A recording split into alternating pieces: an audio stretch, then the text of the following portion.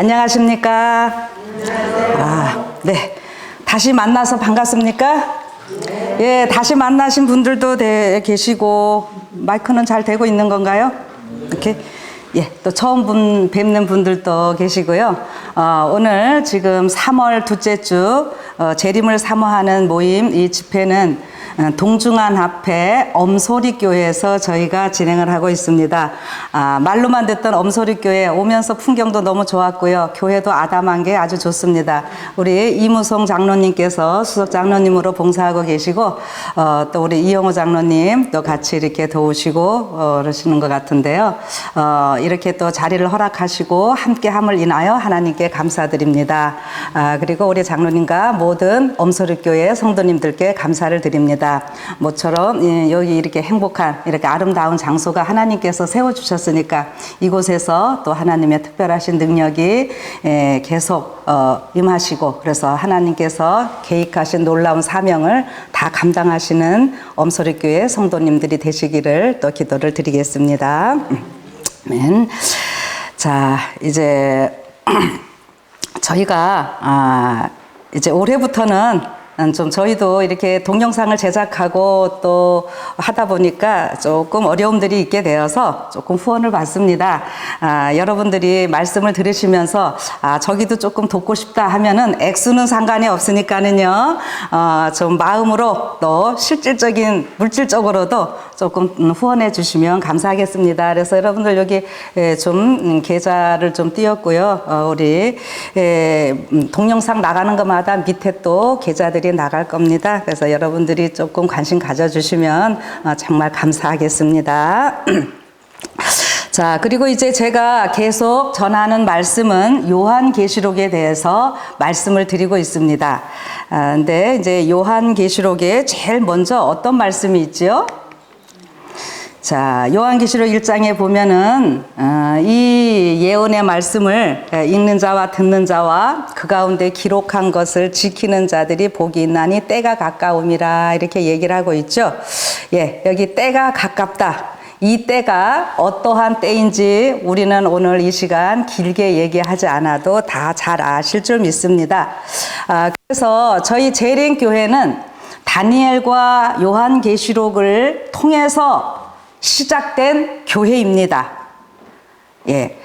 그래서 그 어느 교회보다도 이 말씀을 많이 사모하고 연구하고 있고, 또 그러면 재림교회만이 다 옳은가?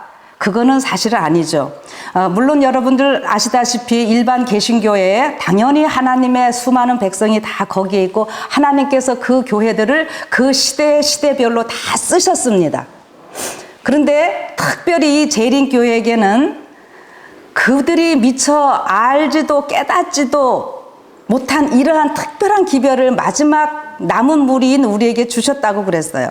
그래서 우리가 그런 것을 먼저 깨닫고 우리가 먼저 그것을 행하면서 같이 전하면서 이렇게 우리는 연합해서 이 마지막 사업을 해나가는 이러한 사람들입니다. 그러니까 나만 옳고 여기만 옳고 누구는 잘못됐고 이렇게 비난하면서 비평하면서 하는 것은 참된 그리스도인의 정신이 아니라고 하나님께서는 분명히 얘기를 하고 있죠. 그런데 최근에 제가 좀 안타까운 일들이 뭐 많이 있지만 그래도 우리와 직접적으로 관계된 안타까운 일이 하나 있어서 오늘 제가 말씀의 제목은요, 재림의 날짜가 예, 이렇게 하면 여러분들 관심이 좀 가십니까? 재림의 날짜와 일요일 휴업령 이런 문제에 대해서 우리가 많이 그전보다도 논의를 하고 있고 이야기를 하고 있고 그러는데, 여기 보면은 저쪽에 계신 어떤 분이 이쪽에 계신 어떤 분이 열심히 이 일요일 휴업령 관련된 것을 많이 연구를 해서 전하는 이 모습에 대해서 이 뭐라고까지 좀 표현을 하셨냐 하면은 일요일 휴업령 시기와 거짓 기별자들이다, 이런 제목으로까지 얘기를 하시더라고요. 그래서 많은 분들이 저에게 전화를 하시고 이런 일들이 좀 있어서 이분이 뭐 얘기 가운데 이제 여러 얘기가 있게 되는데, 사실 이쪽에 오른쪽 여러분들이 보실 때 오른쪽이죠? 네. 여기 계시는 분은 저희 지금 이 집회를 주최하고 있는 저희 쪽에서 제일 먼저 일회로 재림연수원에서 우리가 집회를 할 때 그때부터 시작해서 우리와 함께 마음을 같이 했었고 2차 집회할 때에 이분이 정식으로 시간을 쓰시기도 했습니다. 그래서 본인이 이런 평신도로서 이런 것을 하는 일에 한편으로는 자부심도 있지만 한편으로는 또 두려움도 있고 그래서 동영상 같은 거는 원치 않는 이런 상황에서 처음에는 이런 걸 하지 않았고 조금 시간이 지나면서 그래도 우리 담대하게 좀 더 외치십시오 이렇게 저희가 격려를 하면서 이분도 정말 최선을 다해서 마지막 남은 무리로서 열심히 살아가는 이런 분입니다. 그런데 목회자의 눈으로 볼 때는 뭐 조금 미흡한 부분들이 있을 수 있겠죠. 그런데 그런 것에 대해서 지나치게 물론 우리가 같이 격려하고 도와주는 이러한 일들이 필요한 것이지 그런 것 자체가 잘못된 것으로 치부하면서 이런 것을 공개적으로 비난하고 이렇게 하는 것은 더군다나 뭐 거짓 기별자들이라는 이런 표현까지 하면서 하는 거에 대해서는 제가 참 마음이 아팠습니다. 조금 속상했습니다. 그래서 제가 오늘 그것을 조금 해명이라고 할까요? 그러면서 저희가 왜 이런 집회를 하고 있는지 두루두루 해서 같이 좀 말씀을 드리는 시간을 가져보고자 합니다. 제가 여기 미리 좀 말씀 다 띄워놨는데요. 오늘 우리가 이렇게 하나님의 사업을 하고 있는 이러한 상황에서 언제나 반대는 있게 마련입니다. 자, 반대가 있다고 하는 것은 옳기 때문에 반대가 있다라고 저는 이렇게 우선 긍정적으로 생각하고 싶습니다. 그래서 이 세상에서 우리가 선과 악의 대쟁투라는 이런 표현을 써가면서 우리가 일을 하고 있고 말씀을 전하고 있는데 무엇이든지 하다 보면은 다 반대는 있지만 이제 그것을 우리가 어떻게 같이 잘 아우르느냐 이것이 중요하겠죠. 그래서 이 땅 위에는 오로지 두 편뿐이다 이렇게 얘기를 했습니다. 하나님 편, 마귀 편. 중도는 없습니다.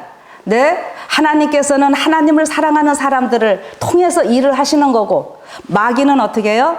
또 하나님을 믿지 않는 악한 세력들과 동맹을 맺어서 일을 하고 있는 이러한 이때에 우리가 같은 믿음 안에서 산다고 하면서도 조금 이렇게 불협화음이 있게 될 때에 그런 것들은 참 안타까운 모습으로 나타나고 우리의 신앙에 좋지 않은 영향을 끼치기 때문에요. 제가 조금 말씀을 계속 좀 해보겠습니다.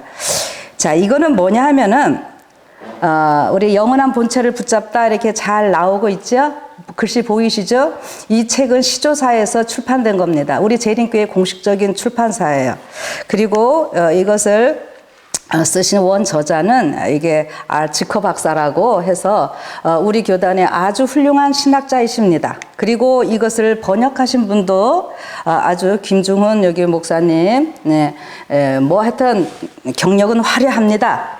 어쨌든 미국에서 우리 여러 교회를 담임을 하시면서 성도들을 잘 목양하시는 훌륭한 목사님이십니다. 그리고 이 책을 쓸 때에 이게 2006년도에 나왔는데 추천의 글에 보면은 제가 이름을 안 밝히니라고 이렇게 했습니다. 우리 교단에 다 내놓으라 하는 유명한 학장님들, 유명한 목회 부장님들, 유명한 대학 교수님들, 제 스승님들이십니다. 이런 분들이 다 추천의 글을 다 해주셨었고요. 그런데 문제는 이런 것에 대해서 또 똑같은 저의 스승님이시고 우리 교단에 다 유명하신 분인데 요 책 자체에 대해서 그 내용에 조금 이런 문제에 대해서 또 반론을 해주셨던 이러한 일들이 있었어요. 그러니까 아까 앞에 얘기했던 그 목사님이 그거 봐라 이게 옳다면서 이것이 잘못됐고 본인이 하는 뭐만 다 옳은 것처럼 이렇게 얘기하면서 한번 얘기를 하는 것을 제가 얼핏 들은 것 같아요. 그러면 여러분 이것이 분명히 한쪽은 다 같은 유명한 신학자들이고 다 그런데 한쪽은 옳다 그러고 한쪽은 거기에 대해서 조금 반박을 했고 이랬으면 여러분은 이것도 다 잘못된 거고 이분들이 다 거짓 기별자들입니까?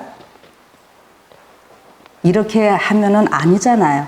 그렇죠? 저는 이렇게 좀 얘기를 하고 싶어요. 예.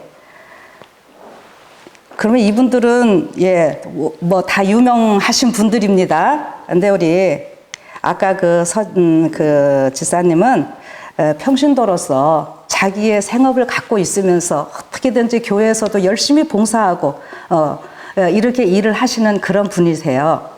그래서 나름대로 이 시대에 이 말씀을 전하면서 재림 교인으로서 남은 무리로서 함께 살아가고 싶은 이러한 마음이긴데 이런 여러 가지 얘기들을 다 요거 먼저 할까요?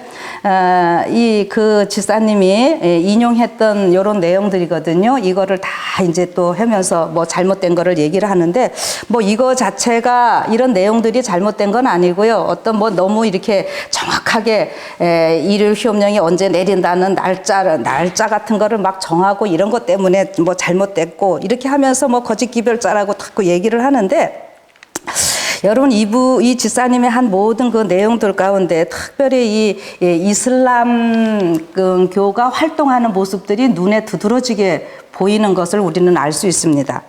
이분이 다 여기서 다루지 않았지만은 제가 몇 년 전에 이 사우디아라비아에 저는 직접 갔다 오기도 한 사람입니다. 이 사우디아라비아는 이슬람의 종주국이에요.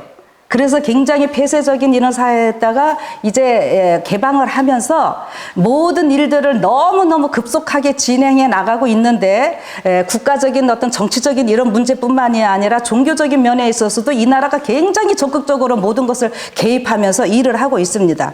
그런 것들을 이 지사님은 다 지금 여기다가 같이 이 얘기를 하고 있는 이런 모습이에요. 그래서 여러분들 그 텔레비나 이럴 때 사우디아라비아의 빈 살만 왕세자가 좀 왔다 가는 이런 얘기들을 혹시 들으셨는지 모르겠어요. 뉴스에 뭐 이건 다 나오니까 그 네옴시티를 건설하는 이런 문제들이 굉장한 큰 프로젝트인데 저는 이런 게 이 시대의 마지막 그 어떤 바벨탑이라고 이렇게 좀 보여집니다. 여러분들이 이 네옴시티가 어떤 프로젝트인지는 이 시간 다 말할 수가 없으니까 여러분들이 각자 한번 좀 찾아보세요. 아무튼 이 사우디아라비아 이슬람 종주국이 이슬람권이 지금 이 시대에 어떠한 하나님을 대적하면서 어떠한 역할을 하고 있는지 이런 것도 우리가 분명히 생각을 해야 된다고 하는 겁니다.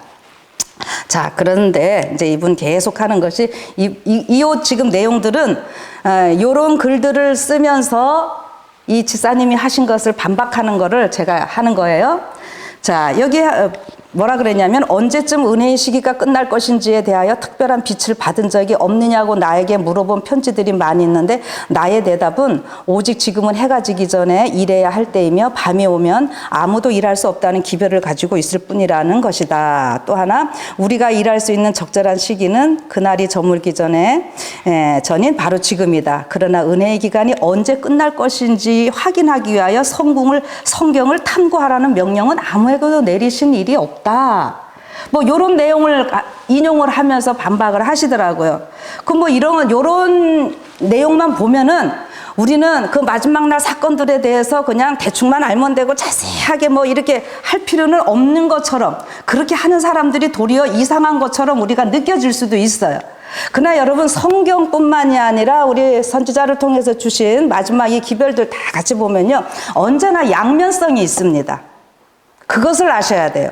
그래서 이것이 이때는 어떤 배경하에서 어떤 상황에서 주어졌는지 이런 것들을 살피고 어떤 때에 이제 이 기별이 전해졌는지 이런 거를 다 골고루 살피는 게 필요합니다. 그럼 뭐냐면은요. 대쟁투에서는 이런 표현이 있어요. 그리스도의 말씀으로 제자들에게 미래가 펼쳐졌던 것처럼 우리 앞에는 예언으로 미래가 분명히 어떻게 되어 있다? 펼쳐져 있다고요. 그리고 은혜의 시기의 끝과 환란의 때를 위한 준비에 관련된 사건들이 분명히 다 제시되어 있다고요. 이쪽 보면은 뭐 그냥 몰라도 되고 없는 것처럼 보이지만 한쪽으로 보면은 분명히 이렇게 있고요.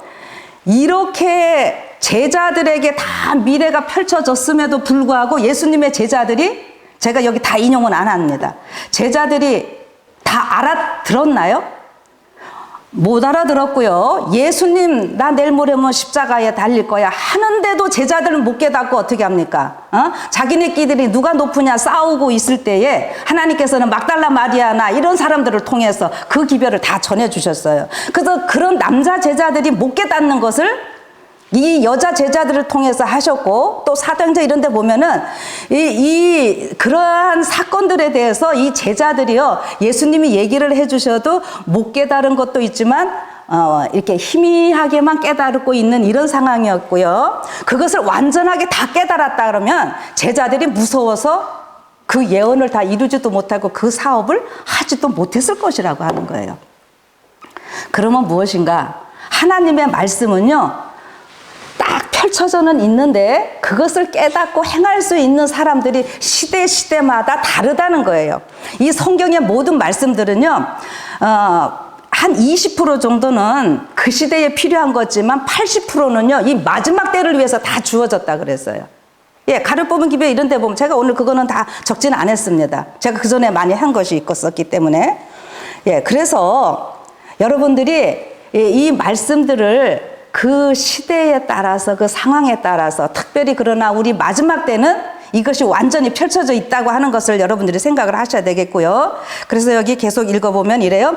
그러나 많은 사람들이 분명히 제시되어 있는데 그러나 많은 사람들이 마치 이 중요한 진리들이 그들에게 전혀 계시되지 않았던 것처럼 그것들을 깨닫지 못하고 있다. 예. 더 설명 안 해도 되겠죠? 네. 이런 일들도 있습니다. 자, 그래서 계속 조금 보면은요. 아까 여기 뭐라 그랬어요? 이런 거 뭐 언제 기간이 끝날지 이런 거 성경을 탐구하라는 명령 아무에게도 주신 일이 없다. 그래서 그 성경 연구는 우리가 왜 할까요? 성경에서 진리를 배워서 빛 가운데 행하고 다른 사람들을 격려하여 그의 본을 따르게 하는 것이 모든 이성을 가진 자의 첫째요 최고의 의무이다. 우리는 날마다 부지런히 성경을 연구하고 모든 사상을 검토해보고 성경의 절과 절들을 비교해야 한다. 네. 뭐 굳이 여기서 성경 연구하라는 거는 그거에 대한 것이 아니라 뭐 이렇게 말하면 할 말 없어요. 네. 그러나 계속 보면은요, 우리가 성경 연구 마지막 때에 왜 말씀들을 자꾸 우리가 연구를 하는 겁니까? 사실 제가 오늘만 조금 예언의 신을 많이 인용하지 다른 때 제 거 보시면 저는 이게 성경 이제 본문 가능하면 하려고 그러고 예언의 신은 제가 조금씩 인용을 했었는데요. 마지막에 어떤 한 사건뿐만이 아니라 모든 것에 있어서 마지막에는 어떻게 해요? 성경의 진리로 마음을 견고히 방어한 자들 외에는 아무도 최후의 대쟁투를 견디지 못할 것이다. 예, 이런 말씀도 있잖아요. 우리가 성경 연구 왜 해야 되는지. 우리 예언의 신 잘한다고 해서 그 사람이 훌륭한 선지자 아닙니다. 물론 그런 사람들도 많이 있어요. 예언의 신 달달달달 외우는데도 다른 길로 가는 사람들 많이 있지 않습니까? 여러분들 우리 주변에 보고 있잖아요. 그냥 우리가 정말 미혹에 빠지지 않고 우리가 한 단체로서 서로 이 한 공동체로서 서로 사랑하면서 하나님의 뜻대로 이 마지막 사업을 하겠다고 하는 사람들의 삶이 어떠해야 할지를 우리는 깊이 생각해 보아야 됩니다. 여기에 그럼 제가 오늘 이 밀러를 좀 한번, 윌리엄 밀러, 우리 믿음의 선구자, 이 재림운동이 어떻게 시작되었는가, 요거 제가 좀 이렇게 제목을 정하면서요. 이 윌리엄 밀러는 우리 재림교단 안에 계륵 같은 존재입니다. 왜요? 박 목사님, 이 윌리엄 밀러 많이 들어보셨나요? 당연히 많이 인용하시고 그러죠? 이 윌리엄 밀러 하면 여러분들 뭐가 생각나세요? 아는 대로 해보셔봐요. 네? 2300주에 하면서 시기 정한 얘기잖아요. 1844년 10월 22일 날 예수님 재림 하신다 그랬다가 뭐 불발되고 뭐 하는 거 하려면 꼭 누구가 나와야 돼요? 윌리엄 밀러가 나와야 되는데, 우리 제7일 안식일 예수 재림교회의 시작을 어디서부터 시작하느냐 할 때 이 사람부터 시작을 하려면 시기를 정하는 종말론자, 이런 이미지가 더 씌워지니까 이 사람을 빼고 싶고, 그러면 이 사람을 빼려니까 또 잘 얘기가 안 되고, 이 윌리엄 밀러는 우리 재림 교인들한테 그러한 존재입니다. 그러나 저는 그렇게 생각하지 않습니다. 이 윌리엄 밀러는 하나님께서 분명히 쓰셨고, 우리 재림교 1800년대의 재림운동의 시작은 이분을 통해서 하나님이 시작을 하셨고, 이분은 분명히 하나님께서 쓰신 훌륭한 우리 믿음의 선조라고 저는 믿습니다. 왜냐고요? 봅시다.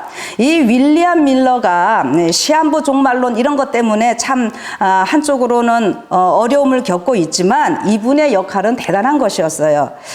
이분이 그 1782년부터 1849년까지 우리 있었던 분이시죠. 이 재림의 정확한 시기를 이분은 계산을 했던 사람이에요. 근데 그렇게 했던 이유가 뭐냐면은 다니엘 성경을, 이분이 뭐 무신론자이기도 하고 막 이랬었는데 군대 갔다 오고 이렇게 하면서 성경을 어떻게 연구하게 되는데 성경을 연구하다 보니까 참 재밌었어요. 그래서 다니엘서 이런 걸 연구하다 보니까 뭐 역사적으로 이런 걸 너무 뭐 잘 이루어진 것처럼 보이는 거예요. 그래서 다니엘 8장 14절에 가갖고 2300주야까지니 그때 성소가 정결함을 입으리라, 이런 말씀을 보면서 이 성소가 정결하여진다는 것이 예수님이 재림하셔서 이 땅을 깨끗이 하시는 거구나, 이렇게 깨달아서 이분이 이제 날짜까지 정하는 일인데, 사실 여러분 윌리엄 밀러가 재림을 정했다 이렇게 많이들 알고 계시지만 사실은 윌리엄 밀러가 처음부터 날짜를 정했던 것은 아닙니다.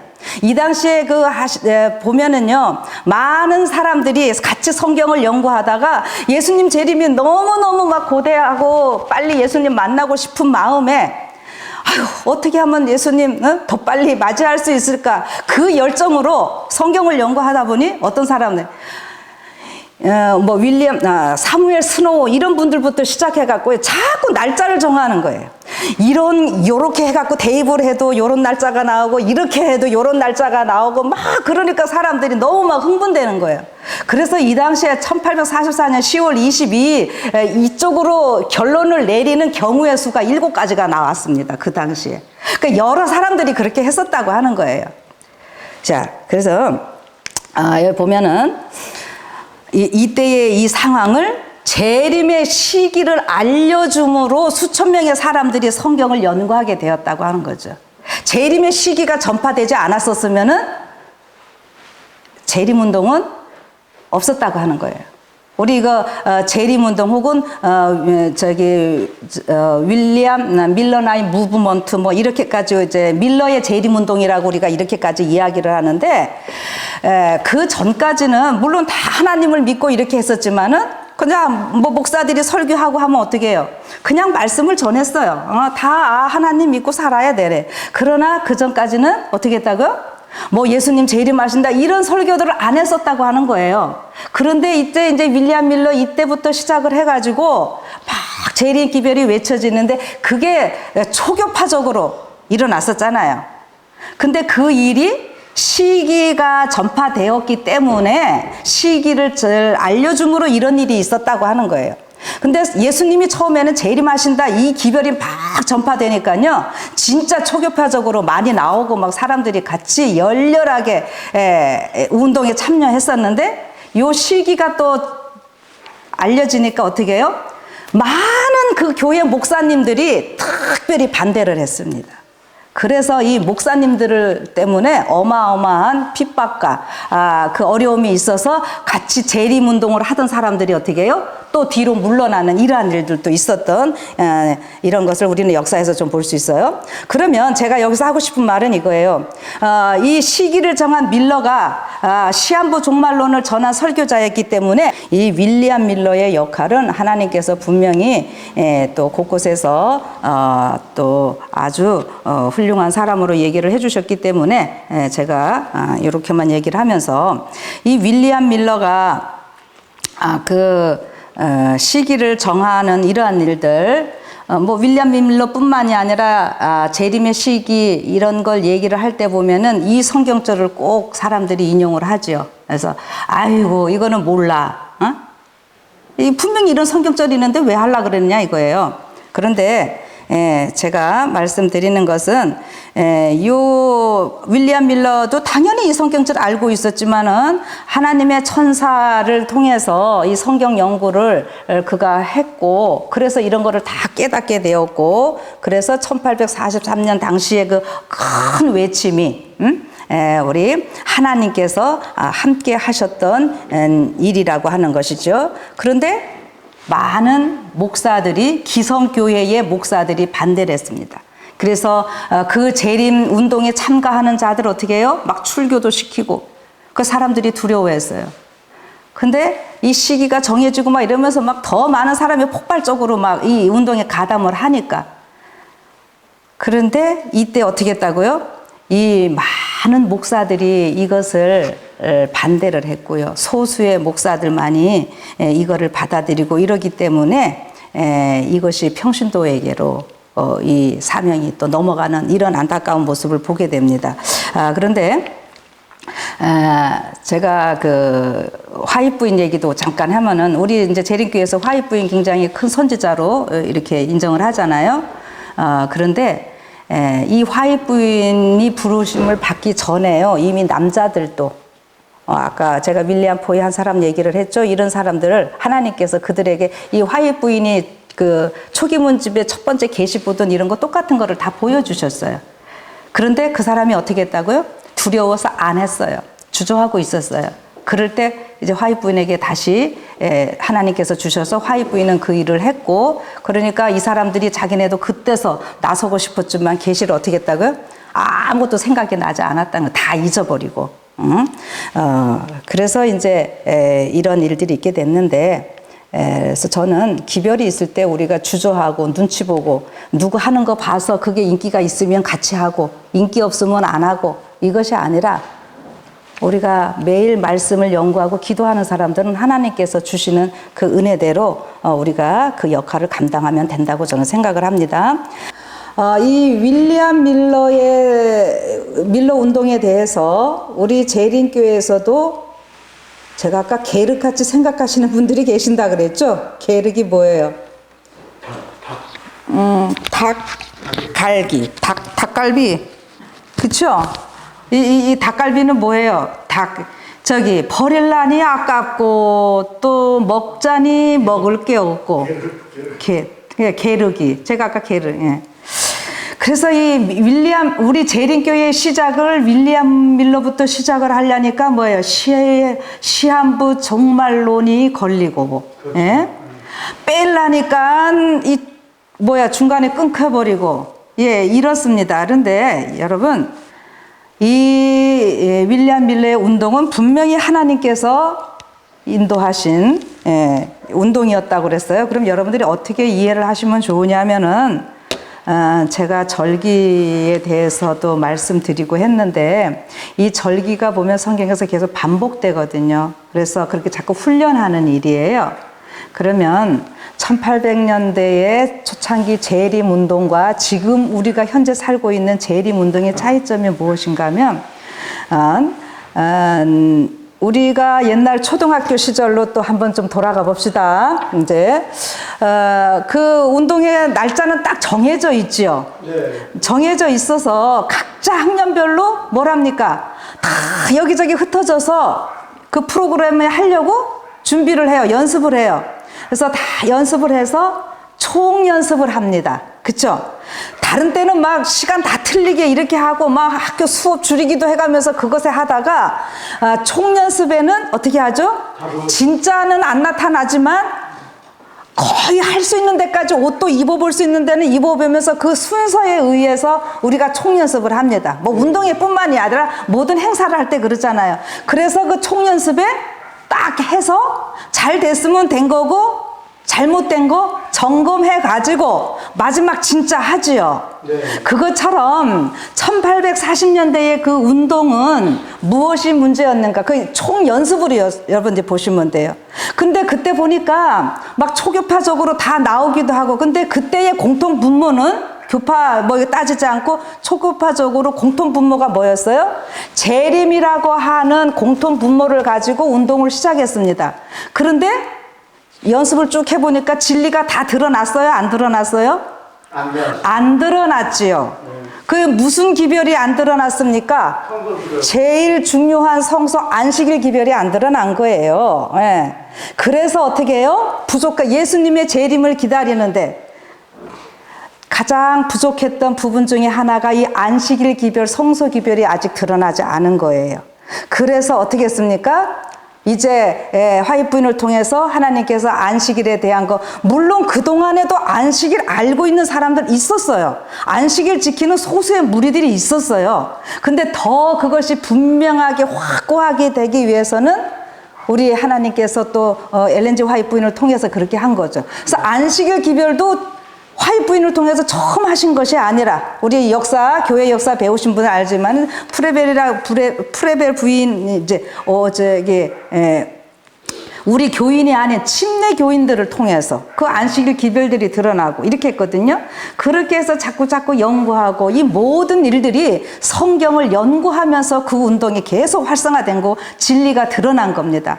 여러분, 지금 우리가 갖고 있는 이 진리들이 그냥 된 것이 아니라 우리 믿음의 선조들이 각 교파에서 나온 사람들이 기도하고 어떤 사람들은 밤을 새워가면서 이렇게 연구들을 하다가 하나님께서 이렇게 깨닫게 하시는 대로 이렇게 모였던 거예요. 그러면 또 어떤 분들은 이렇게까지 얘기를 하더라고요. 이거 이제 이런 거 뭐 다 흠을 잡고 또 화입 부인 잘못된 거 얘기를 하려니까, 아니 그러면은 하나님께서 화입 부인이 그렇게 선지자고 하려면은 그 교인들 고생시키지 말고 어떻게 해요? 그냥 한 번에 딱딱 계시로 다 주면 되지. 왜 사람들 그렇게 맨날 며칠 고생시켰냐는 거예요. 근데 여러분, 왜 그러셨을까요? 그래서 다 사람들이 하고 나면 그때서 화입 부인이 그거 맞습니다 이렇게 해서 화입 부인이 거짓 선지자라고까지 밀고 나가는 사람들도 저는 많이 봤거든요. 여러분, 조금 관심 가지면 그런 이상한 사람들도 많아요. 그런데 그건요, 하나님께서 우리 모두가 성경을 연구할 수 있도록 충분한 시간을 주셔가지고 그런 것들이 다 서로 의견들이 모아지게 해서 화입 부인을 통해서 마지막 결론을 지어주십니다. 예, 여러분, 그렇게 이해를 하셔야 돼요. 예. 화입 부인이 그냥 가만히 앉아서 하나님 해주시는 거 딱딱 얘기하면, 근데 정말 우리 인간의 그때 할 수 없는 그런 것들 또 화입 부인을 통해서 해주시면 사람들이 같이 서로 연구하고, 이렇게 해서 성경 연구를 통해서 세워진 이 교회가 제7 안식일 예수 재림교회고, 오늘 여러분과 제가 갖고 있는 이 말씀드립니다. 예. 그렇다면은 이제는 뭐예요? 총연습은 했어요. 그래서 계속 이제 부족했던 부분들 우리가 지금 어떻게 합니까? 같이 보충을 해서 이제 이 마지막에는 마지막 재림 운동의 공통 분모가 1800년대와 하나 더 추가되는 게 뭐예요? 안식일입니다. 재림과 안식일 이 두 가지 기별이 공통 분모로 해서 이제 이 초교파적으로 일어나야 되는 거예요. 그러니까 지금 우리가 안식일에 대해서 목숨 걸고 이야기를 하는 거 아닙니까? 그래서 이 안식일, 마지막에 이 율법, 이슈, 이게 모든 것이 다 제7일 안식일 문제로 기결되잖아요. 안식일의 주인 되신 예수님. 그 예수님이 언제 오시느냐. 네. 그거까지는 제가 다음 시간에 더 분명하게 진짜 얘기해 드릴게요. 왜 하나님께서 오묘라고 이렇게 해주셨고, 그런데 오묘한 일이라고 하면은 그거 그냥 우리 숨겨놓고 가만히 있는 게 아니에요.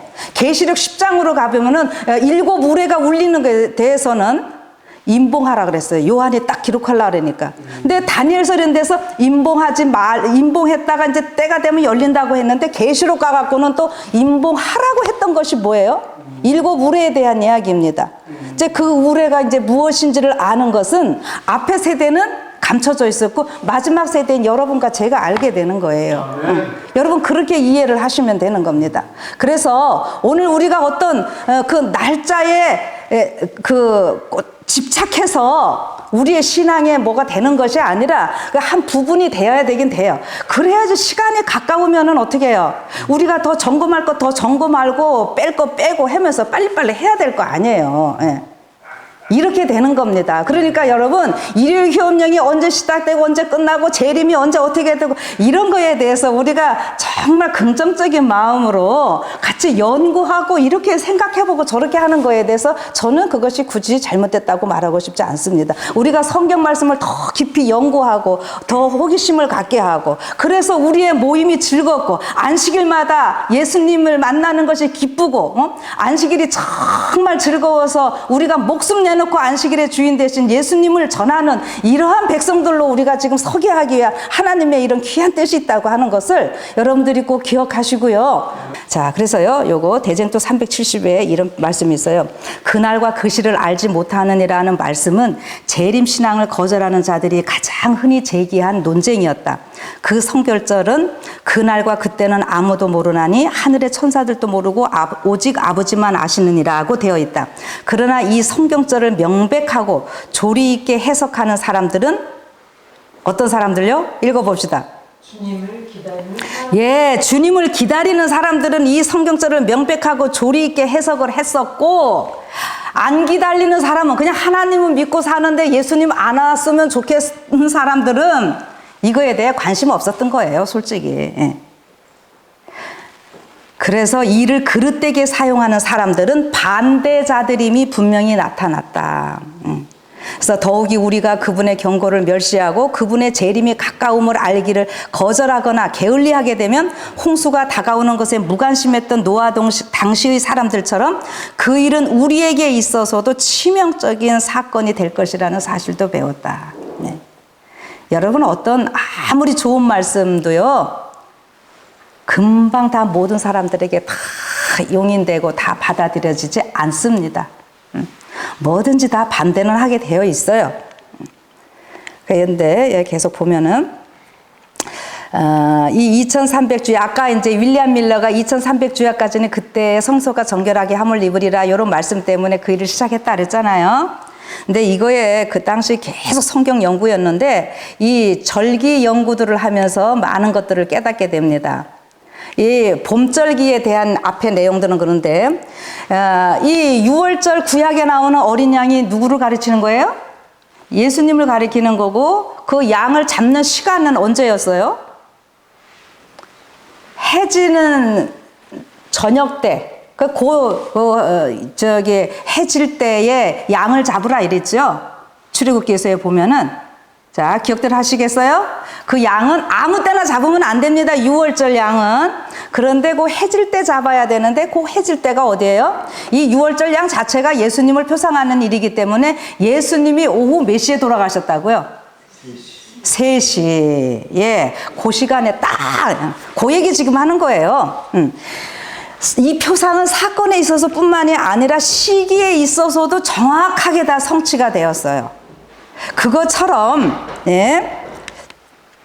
이와 마찬가지로 이제 그 절기 가운데 봄절기는 예수님의 초림을 나타내고 가을절기는 예수님의 재림을 나타나는 것이기 때문에 이와 마찬가지로 재림에 관한 표상도 그 상징적 봉사가 지적한 시기가 되면 성취되고야 말 것이었다.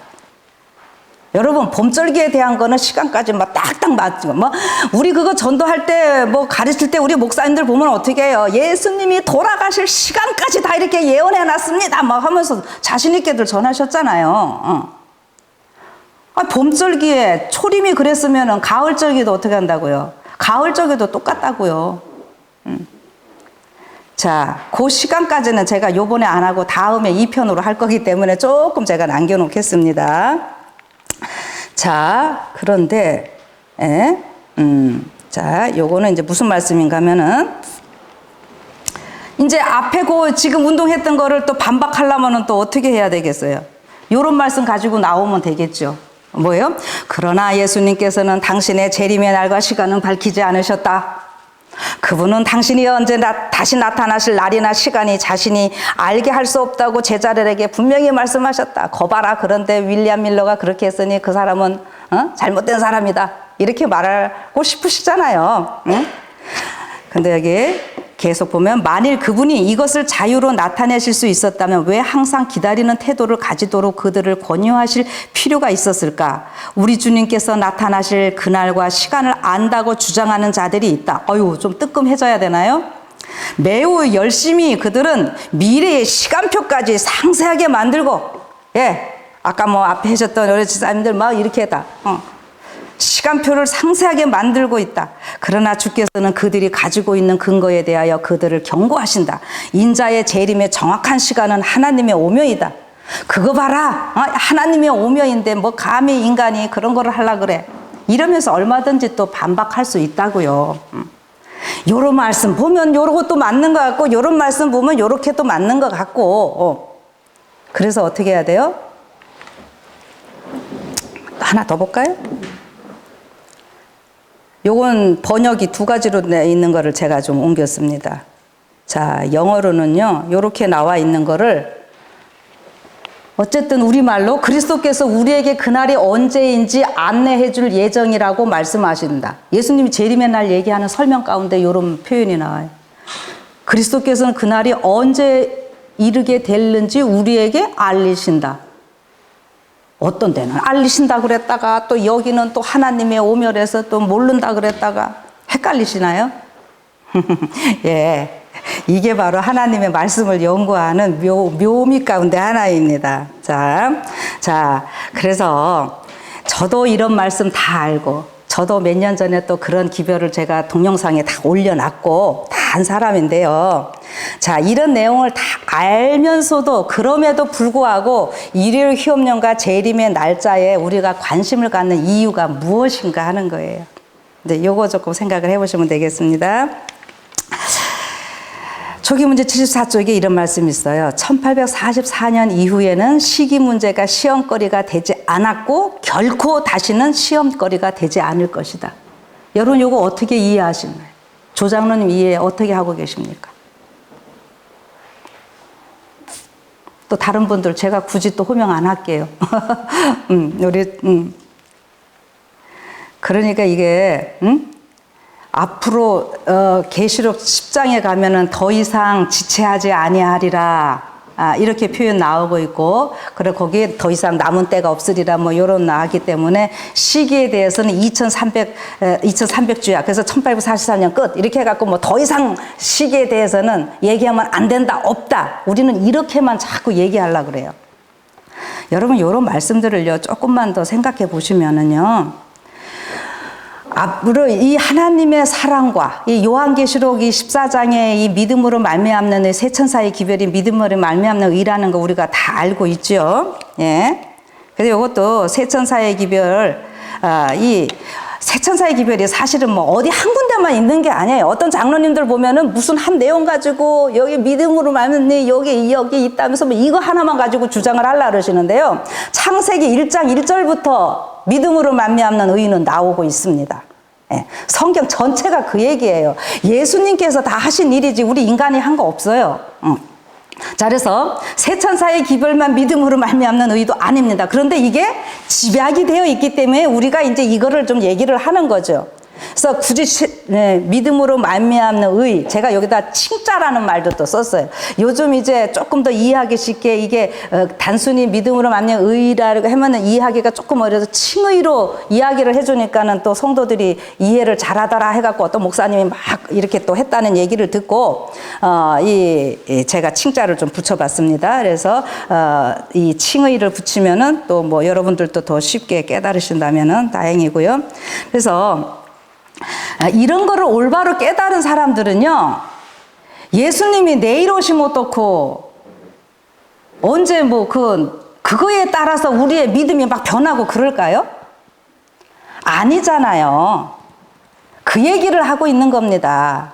그래서 앞으로는 이 날짜가 이런 게 있어도요, 그것 때문에 뭐 사람들이 신앙이 뭐 잘했다, 못했다, 뭐 올라갔다, 내려갔다 이럴 거는 아닌 거예요.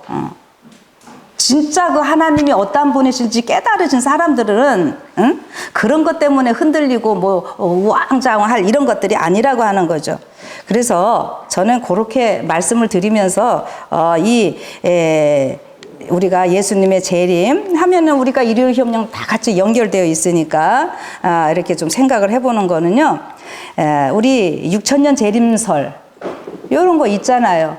아주 흥미로운 주제들 아닙니까 이런 거? 그래서 우리가 말씀을 생각하면서 하나님께서는 처음부터 종말을 다 이사야 46장에 처음부터 종말을 다 예고해 놓으셨고 지구 역사에 대한 모든 것들을 하나님 계획을 다 갖고 계신 거예요.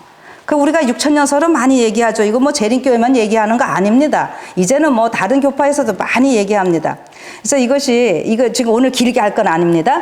지구 창조가 6일이요 7째 안식하셨는데 이거 그냥 쫙 펼치면 어떻게 해요? 지구 역사 딱 6천년, 그 다음에 1000년기 해갖고 7000년 딱 연결되는 거. 뭐 정확하게 다 나와 있는 거죠. 이런 건 우리가 조금만 신경 쓰시면 돼요. 자, 그래서 이건 제가 오늘 할 거 아니고요. 자, 6000년이 언급되는 증언들. 이게 6000년 동안 사단은 지구를 계속 점유하기 위하여 분투해왔다. 거의 6000년간에 걸쳐 계속된 그리스도와 사단 사이의 대쟁투는 미구에 끝나게 된다. 뭐 하여튼 이건 우리 조장로님이 많이 좀 해놓으셨으니까 그것도 들으셔요. 자, 그래서 이거 6000년이라는 거는 우리가 뭐 이제 의심할 바 없는데 이 6000년이 언제 시작해서 언제 끝나느냐 이제 우리가 그거를 찾아보는 거잖아요. 그러면은 이제 여기에서 또 뭐를 좀 생각하시는가 하면은 2030년 혹은 2031년 예수님 재림설 요즘 한참들 얘기들 하고 있죠. 어느 뭐 개혁교회에서도 자기네들이 막 먼저 했다고 뭐 이러면서 뭐 얘기들 하고 그러던데 제가 요 2030년 재림설에도 제가 몇 년 전에 동영상 다 올려놨어요. 자, 이 6000년에 대해서 언급한 증언들이 많이 있는데 지금 우리가 몇 년도예요? 2024년도에 살고 있습니다. 그러면은 왜 자꾸 이런 것들을 우리가 생각하는가 하면은 이 6000년을 아담부터 우리는 시작을 해야 되잖아요. 그런데 아담이 그냥 창조함을 받았을 때부터냐 타락했을 때부터냐 요게 이제 또 기준점이 달라져요. 이 6000년을 어디서부터 했으면 좋겠어요, 여러분들은? 대답 좀 해보세요. 이제 빨리 대답을 하셔야 끝낼 거예요. 대답 안 하면은 제가 계속 기다리고 있겠습니다. 아담 창조함을 받은 당시부터 하면 좋을까요? 타락할 때부터 하면 좋을까요? 이게 구속사기 때문에 네. 타락부터 되는 역시 목사 자격 있어요. 우리 목사님 감사합니다. 대답 잘 해주셨어요. 이 구속의 역사라는 표현 우리가 많이 쓰잖아요. 자, 예수님께서 아이고 한꺼번에 다 나왔네. 예수님께서 이제 공생애를 시작하실 때가 몇 살 되었다고 여기 나오죠? 30세쯤 되셨다 이렇게 나오고 있습니다. 그런데 예수님이 이제 3년 반 일하시고 십자가에 달려 돌아가시죠. 그때의 표현에는 뭐냐면은 흠없는 하나님의 어린 양인 그리스도는 자기 자신을 속죄물로 지금 막 바치려고 하였으며 이렇게 함으로 그분은 4000년 동안 당신의 죽음을 지적하여 온 예표와 의식의 제도를 끝내실 것이었다. 이런 표현이 있습니다. 예수님이 AD 몇 년도에 돌아가시는 거예요? 30세에 공생애를 시작하셨지만 우리가 그 BC 4년이 거기 있으니까 BC 4004년부터 시작을 해서 예수님이 침례받은 지금 이 태양력 연도로 말하면 AD 27년에 예수님이 침례를 받으셨어요. AD 27년에 예수님이 30살이었어요. 그러면 예수님이 33년 반 동안 공생애 하시고 십자가에 달리시면은 몇 년도에 돌아가신 거예요? 예? 31년 했습니까? 자, 그런데 그때가 어떻게 해요? 4000년 동안 그 구약의 제사제도 나오는 것이 이제 뭐 하는 거예요? 예표와 의식의 제도를 끝내실 시간이었다라고 하는 겁니다. 요것도 이제 생각을 해 놓으시고, 그 다음에 밑에 거요. 이 표상은 사건에 있어서 뿐만 아니라 그 시기에 있어서도 성취되었다. 아까 좀 전에 제가 다른 거 할 때 얘기를 해드렸죠. 유대력의 첫째 달 14일 곧 1500년간의 장구한 세월에 걸쳐, 자, 구약의 창세기서부터는 예수님의 아담과 하와가 범죄하고 난 이후부터 바로 이 제사제도가 있게 되잖아요. 근데 그 모든 것들 그때서부터 해갖고 4000년이라는 표현을 예수님 십자가에 달리실 때 분명히 하고 있고요. 그 다음에 이 1500년간이라는 요 표현은 언제부터 치는 거냐면은 이스라엘 백성들이 어디서 나올 때? 출애굽할 때에 그때부터 치는 연도입니다. 그러면 요 차이에 대해서는요, 이걸 정확히 여러분들이 이해하고 재미있게 깊게 계속 성경을 이어나가시려면은 멜기세덱 반차가 무엇인지를 아시면은 이제 잘 돼. 근데 이제 오늘 또 그 얘기하는 시간은 아니기 때문에 어쨌든 지금 4,000년 동안 1,500년 요런 표현이 있다는 것만 여러분들이 이해를 하고 넘어갑시다. 그래서 예수님이 공생이 시작하실 때 30세. 그리고 아까 우리 어떤 목사님 말씀해 주셨습니다. 이게 구속사기 때문에 아담이 언제 타락한 때부터 이 6,000년을 계산을 하면 좋겠죠. 자, 요거 뭐 그냥 안 해도 될 것 같으네. 시험의 광야에 계신 예수님이 이제 시험 받으시잖아요. 그때 그리스도께서는 아담이 실패한 경험을 견디시기 위하여 아담의 위치에 서 계셨다. 여기서 그리스도께서는 아담이 에덴 본향의 빛을 등진 지 4,000년이 된 때에 죄인들을 대신하여 시험을 이기셨다. 오, 여러분 이게 무슨 얘기예요? 요 얘기는 아담이 에덴 본향의 빛을 등졌다 하는 것은 아담이 타락한 때가 언제라고 하는 겁니까? 몇 살 때? 아이고 잠잠하시네. 예수님은 둘째 아담이시고 예수님은 오실자의 표상이다. 아담은 오실자의 표상이다. 이런 말씀 다 아시죠? 그러니까 예수님이 뭐예요? 둘째 아담으로서 이 모든 시험을 지금 겪으시는 얘기입니다. 그러면은 예수님이 공생애 30세에 시작하셨고 그러니까 아담이 실패한 그 위치에서 예수님이 시작하시는 거고 그러면 어떻게 돼요? 지금 사주들을 실수로 이제 정확하게 계산하신다고 그러면 27년 생각하시는 거죠. 그러니까 이제 그거 조금 나중 얘기고 일단 이렇게 아담이 몇 세에 타락했냐를 우리가 유추해 볼 수 있는 글이 이런 것들이죠. 표상학적으로 보면은. 이해되십니까? 안 되셔요? 안 되셔도 할 수 없습니다. 넘어가겠습니다. 무슨 얘기냐면 자꾸 2030년 얘기들이 나오는 이유를 제가 지금 설명하는 거예요. 그래서 아담이 이 타락한 것이 우리가 몇 살 정도 몇 살 때였을까 이럴 때 여러분이 그 에덴 동산의 삶, 지구 밖에서의 대기권 밖에서의 시간은 오늘 우리가 알고 있는 이 시간과는 다릅니다. 그거를 생각하셔야 돼요. 그래서 아담이 타락하기 전에 몇 살이었는지 이걸 우리가 사실 알 수가 없어요. 알 필요도 없고 이유도 없고. 그러나 이제 우리가 타락한 이제 그 시점부터 이런 것들을 우리가 생각해 본다면은 요렇게 유추를 한번 해보자 하는 거지요. 그냥 우리가 관심을 갖는 입장에서 그래서 예수님이 오실자의 아담, 둘째 아담으로서 모든 역할을 다 대신하시는데 첫째 아담이 실패한 그 위치에서 둘째 아담이신 예수님은 모든 것을 다 승리하시는 모습이거든요. 그래서 예수님이 30세에 공생이 시작하시고 그다음에 모든 성경에서 제사장들이나 이렇게 공직에 나가는 이유들 그 30세 때 하는 일들이 많이 있어요. 그래서 요런 것은 이제 요런 데서 우리가 힌트를 얻어서 그런 것들을 생각해 보는 겁니다.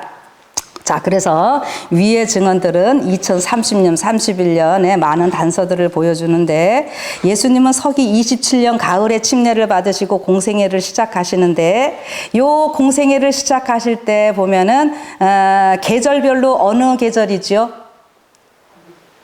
예수님이 AD 27년 가을에 침례를 받으셨습니다. 이 정도는 우리 재림 성도들은 제가 볼 때 다 알고 있는 사실이에요. 그런데 예수님이 공생애 시작하실 시간이요. 정확하게 AD 27년 가을에 침례를 받으셨어요. 그 다음에 6월 1일 날 침례 받으시고 40일 동안 시험 광야에서 당하시고 7월 10일 대속죄일 이때부터 예수님이 일을 하시는 겁니다. 이게요, 그냥 다 나오게 되어 있어요. 40일 침례 받고 하시는 건. 그래서, 어쨌든 여러분들 지금 요런 얘기 하니까 조금 의아해 하셔도 예수님이 AD 27년 가을에 침례 받으셨다는 것까지는 뭐 대쟁투 뭐 곳곳에 다 나오는 얘기니까 여러분들이 의심할 거 없잖아요. 그래서 예수님이 우리가 지금 1844년 10월 22일부터 우리가 대속죄일 이제 원형적인 대속죄일 기간에 들어갔다 이런 표현들 쓰고 있는데요. 예수님께서 시작하시는 모든 것은요. 대속죄일부터 대속죄일까지로 모든 것이 맞춰지게 되어 있습니다. 그래서 이 대속죄일이 어떤 의미를 갖고 있고 무슨 날인지 이제 이거에 대한 연구가 우리는 더 필요한 거죠. 예, 그런 또 기회가 되면 제가 해드리겠습니다. 그래서 아무튼 예수님께서 AD 27년 지금 그냥 27년 가을에 침례를 받으셨다. 이 정도까지는 알고 계시지만 조금만 성경을 더 연구하고 우리 예언의 신과 유대력 그 모든 것들을 해보면은요, 유대력이 30일로 되어 있거든요. 한 달이 딱 해서 6월 1일 날 예수님이 침례 받으시고 어디 가서 광야에서 40일 계셨죠?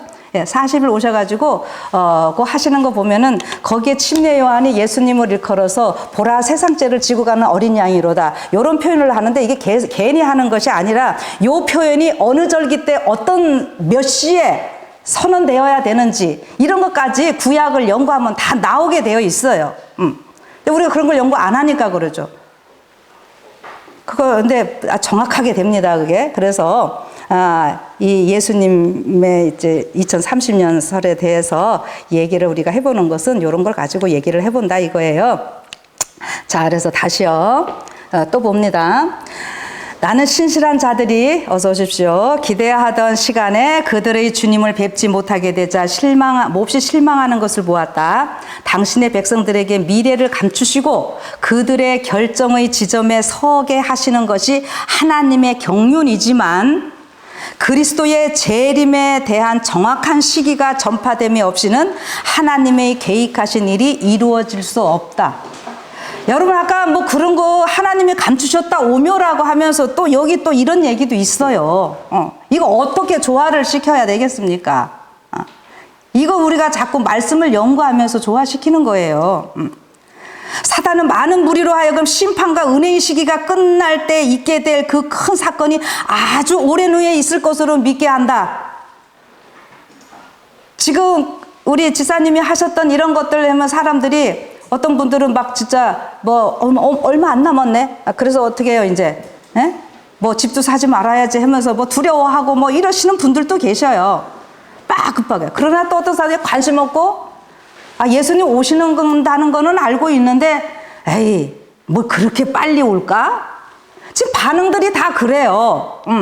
그러나 그럼에도 불구하고 어쨌든 뭔가 준비하려고 하는 이러한 그 운동들이 있다고 하는 거는 여러분 긍정적인 효과 아닙니까? 자기가 두렵게 생각하고 이렇게 하는 거는 그건 또 개인적인 차원이에요. 은혜의 시기가 분명히 다 하나님께서는 다 정해 놓으셨어요. 그럼 은혜의 시기가 끝난다는 게 무슨 얘기예요? 일요일 휴업령이 내리면은 재림교인들에게 은혜의 시기가 끝나는 거예요. 그러면은 그때부터 개신교인들에게 은혜의 시기 이제 그쪽에 있게 되는 겁니다. 여러분 은혜의 시기도 두 번 있어요. 우리 재림교인들에게 먼저 있고 끝나고 그들에게 있고 이것도 언제나 같은 패턴 구약 시대에 다 보면 있게 됩니다.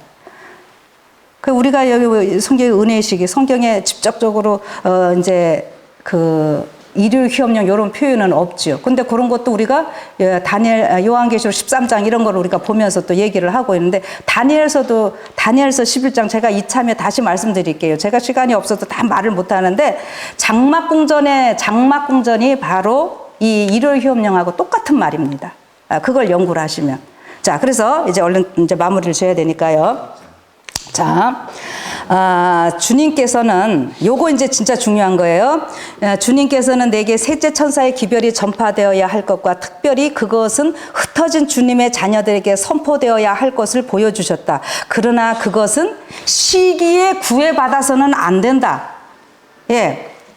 나는 어떤 이들이 시기를 가르침으로 일어나는 거짓 흥분에 사로잡혀 있는 것을 보았다. 예, 어떤 곳에는 막 시기가 막 전파되어서 시기가 전파되지 않으면 어떻게 해요? 하나님의 계획하신 일이 이루어질 수 없다 해놓으시고는 또 여기서는 시기가 정해져 갖고 막 거짓 흥분에 사로잡히는 사람들도 보았다는 얘기도 있고 근데 그러나 셋째 천사의 기별은 시기보다 훨씬 강한 힘을 갖고 있으며 그 기별 자체의 기초 위에 서 있으므로 시기가 그것을 강하게 할 필요가 없음을 보았다. 그리고 그것은 강한 능력으로 전파될 것이며 그의 사명을 이루고 예정보다 빨리 맞춰질 것이다. 아멘. 여러분 이겁니다. 예. 여러분 아무리 시기 뭐 정해지고 날짜까지 얘기를 해줘도 내가 준비 안 되고 하면 끝나고 그거는 뭐 필요 없는 거잖아요. 예. 그런데 이 기별들, 이 세 천사의 기별, 마지막 이 남은 무리들에게 주신 이 기별들을 올바로 깨닫고, 제가 아까 믿음으로 말미는 의라고 얘기를 했죠. 이런 모든 것들을 올바로 깨닫는 사람들은요, 날짜가 언제든지 간에 우리가 그런 거 상관없이 우리가 해야 할 일 하는 거예요. 여기 계신 여러분들 왜 사제 털어서 그 씨 뿌리기 그렇게들 다 하시고 이 시간 내갖고 이렇게 하십니까? 응? 지금 몇월 며칠 날 온다는 거 알아서 여러분들이 일을 협령 며칠 날 내리기 때문에 지금 그렇게 일하고 계시는 거예요? 아니잖아요. 제가 오늘 드리고 싶은 말씀은 이거예요. 그래서 아까 요거 마지막 한 번 더 해봅니다. 1844년 이후에는 시기 문제가 시험거리가 되지 않았고 결코 다시는 시험거리가 되지 않을 것이다. 예, 시기 우리가 이렇게 뭐 알아보고 아까 2030년 뭐 이런 거 우리가 흥미를 갖고 연구하고 나눌 수 있어요. 그러나 그거 자체가 그 우리의 목적이 아니고요. 정말 예수님께서 가까이 오신데 우리가 어떻게 더 빨리 준비할까? 어떻게 하면 한 영혼 더 빨리 인도할까? 이렇게 하면서 말씀을 전하기 때문에 이 기별들 자체가 시기보다 강한 힘을, 훨씬 더 강한 힘을 갖고 있다고 말씀하시는 것이고요. 우리가 생각했던 것보다 어떻게 훨씬 더 빨리 모든 것이 맞춰진다고 하는 거예요. 그러니까 앞으로 시기가 뭐 정해진다. 그것 때문에 우리가 문제될 거는 없습니다. 그것 때문에 문제가 되는 사람들은 그 사람의 신앙을 초기부터 다시 점검해 보면 됩니다. 저는 그렇게 말씀드리고 싶어요. 그리고 여러분, 저는 이렇게 성도들하고 많은 얘기를 나누다 보니까 어떤 분들 막 하다가 참 믿음이 아주 좋은 척 하시는 이런 분들이 뭐라 그래요? 에이, 그걸 어떻게, 아무리 이런 얘기 해줘도 듣지도 않으시다가 뭐라 그래요? 내가 죽으면 그때가 예수님 재림하시는 날이지 뭐. 그분 참 믿음 있죠, 그죠? 어떻게 보면. 그리스도의 재림을 죽을 때 각 개인에게 그분께서 오시는 일이라고 일반적으로 강단에서 널리 전해온 가르침은 사람들의 마음을 주님께서 하늘 구름을 타고 직접 강림하시는 사실에서 분리시키기 위한 하나의 마귀의 술책이다. 여러분, 에휴, 뭐 그런 거 알면 뭐해. 그냥 내가 언제 죽을지도 모르고 내 죽는 날이 예수님 재림하는 날이지. 아유, 그거는 아주 부활신앙 가지신 거에 대해서는 제가 대단히 칭찬을 해드리겠습니다. 부활신앙을 갖고 계신 분들은 어떻게 해요? 이제 노인들 죽으면은, 예수님 재림, 우리는 그때 재림하니까 개신교회는 영혼이 막 올라가는데 어디를? 에? 그거 맞는 말인데 그렇게 하면서 이 사건, 이 전체적인 내용은요, 사건과 이런 것들에 대해서 관심을 안 갖는 것을 질책하시는 얘기입니다.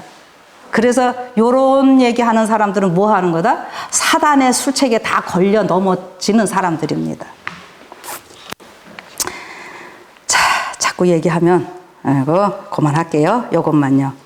시련의 날이 이를 때에 하나님의 말씀을 그들의 생애의 법칙으로 삼은 자들이 나타날 것이다. 빨간 글씨 읽읍시다. 시작. 여름에는 상록수와 다른 나무를 뚜렷하게 구분할 수 없다. 그러나 또 이제 까만 거 제가 읽고 빨간 거 여러분들 읽어요. 겨울바람이 불어오면 상록수는 변함없이 남아있지만 다른 나무들은 잎이 떨어져 그 가지가 벌거숭이가 된다. 이와 같이 지금은 마음이 거짓된 신앙 고백자들을 진정한 그리스도인과 구별할 수 없다. 그러나 그 구별이 분명히 지어질 때가 이미 절박해 있다. 다 같이 시작. 반대여 일어나라. 완고와 억압이여 다시 기세를 떨쳐보라. 박해의 불길이여 일어나라. 그리하면 반신반의의 위선적인 자들은 흔들리고 믿음을 버릴 것이다. 그러나 진정한 그리스도인들은 반석과 같이 굳게 설 것이며 그들의 믿음과 과연 정말 주님 빨리 오셨으면 너무 좋겠어요. 이 땅에서 이렇게 사는 거 싫습니다. 그런데 하나님, 오늘 또 하나님의 눈은 아들 예수님을 통해서 빨리빨리 한 영혼이라도 더 구원하시고자 하신다는 그런 말씀이 있어서 저희들 참 감사하고 우리들 통해서 그 일 하신다고 하시니 참 감사합니다. 열심히 하겠습니다. 네, 하나님, 우리 같은 믿음을 가진 자들은 분열하지 않게 하시고 말씀 올바로 깨닫고 하나님의 성령께서 인도하신 대로 따라가면서 이 시대의 두려움이나 어떤 분노하는 이러한 사람들이 아닌 진정한 화평과 기쁨이 있는 자들로서 하나님의 백성의 진정한 표를 갖고 사는 우리 모두 되게 하여 주시옵소서. 예수님 이름으로 기도드립니다. 아멘.